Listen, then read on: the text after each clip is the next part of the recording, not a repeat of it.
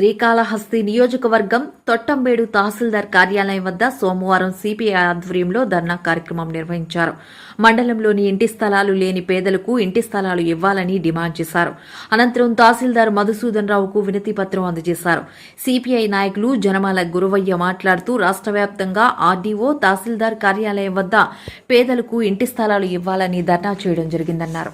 రాష్ట్ర వ్యాప్తంగా నిరుపేదలైనటువంటి ఇంటి స్థలాలు లేనటువంటి ప్రతి పేదవారికి ఇంటి స్థలాలు ఇవ్వాలని చెప్పి ఇల్లు కట్టుకోవడానికి 5 లక్షల రూపాయలు ఇవ్వాలని గతంలో జగనన్న ప్రభుత్వంలో ఏదైతే గ్రామీణ ప్రాంతంలో 1.5 సెంటు పట్టణ ప్రాంతంలో 1 సెంటు ఇచ్చారో ఆ పట్టాలన్నీ కూడా రద్దు చేసి ముఖ్యమంత్రి చంద్రబాబు నాయుడు ప్రతిపక్షంలో ఉన్నప్పుడు ఏదైతే చెప్పాడో గ్రామీణ ప్రాంతంలో 3 సెంట్లు ఇస్తాం, పట్టణ ప్రాంతంలో 2 సెంట్లు ఇస్తామని చెప్పాడో ఆ హామీని నిలబెట్టుకోవాలని చెప్పేసి ఇవాళ సిపిఐ ఆధ్వర్యంలో 2వ దశ పోరాటంగా ఈ 2 కార్యక్రమాలు గత నెలలో 10 రోజులు చేశాం.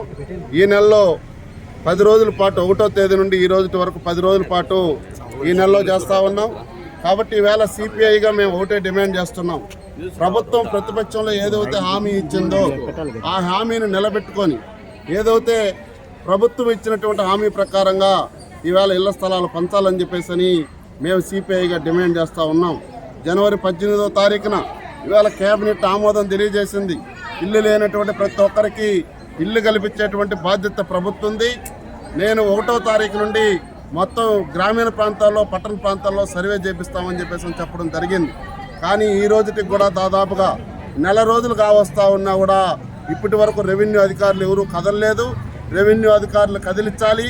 గ్రామీణ ప్రాంతంలో మేము ఇచ్చిన అర్జీలపైన సర్వే చేయించాలి.